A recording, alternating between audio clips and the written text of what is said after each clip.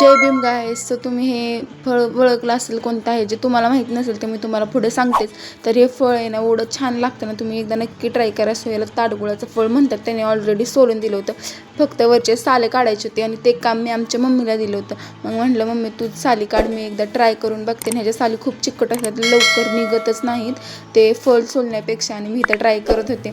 So तुम्ही माझ्या रिॲक्शनवरून बघू शकता कसं लागतं. सो तुम्हाला टेस्ट सांगते मी. नारळाचं जे आपण सारखं सेम टेस्ट करते. सो इथं त्याच्यानंतर वातावरण एवढं छान झालं होतं ना संध्याकाळचं, भारी एकदम फ्रेश. सो आम्ही मामाच्या तिकडं गेलो होतो, कारण आमच्या मामाच्या इकडं होतं, आमच्या मोठ्या अक्काची आहे तिचं केळवण होतं. सो इथंच फुलं वगैरे आम्ही सगळेजण डेकोरेशनसाठी करत बसलेलो. माझ्याकडे डेकोरेशनचा व्हिडिओ तर काही नाही, कारण मी बऱ्याचपैकी रेसिपी शूट करत होते. त्यामुळे आपले नवीन नवीन रेसिपी येणार आहे. हे गुलाब तुमच्यासाठी होतं. सो इथं बहिणीनं मी थोडंसं डेकोरेशन केलं आणि त्याच्यानंतर तिची एंट्री वगैरे घ्यायची होती, पण मी काही व्हिडिओज घेतला नाही. आणि इथं जेवायला तुम्ही बघितलं असतं, इथं बिर्याणी, सुक्कं, भाकरी वगैरे होती, रस्सा, हे सगळं जेवायला होतं. आणि त्याच्यानंतर आहे ना इथं सगळेजण तिचे ऑप्शन वगैरे करत होतं. आणि मी हा लास्टला व्हिडिओ घेतला होता. सो एवढं काही नव्हतं. आणि इथं तुम्ही बघू शकता, ती कमेंटमध्ये कशी दिसते ते नक्की सांगा. आणि इथं सगळेजण आले होते, तिचं ऑप्शन वगैरे केलं. आणि आमच्या मामी फोनवर बोलत होते. चला आजच्यासाठी एवढंच होतं, चला भेटू परत, बाय.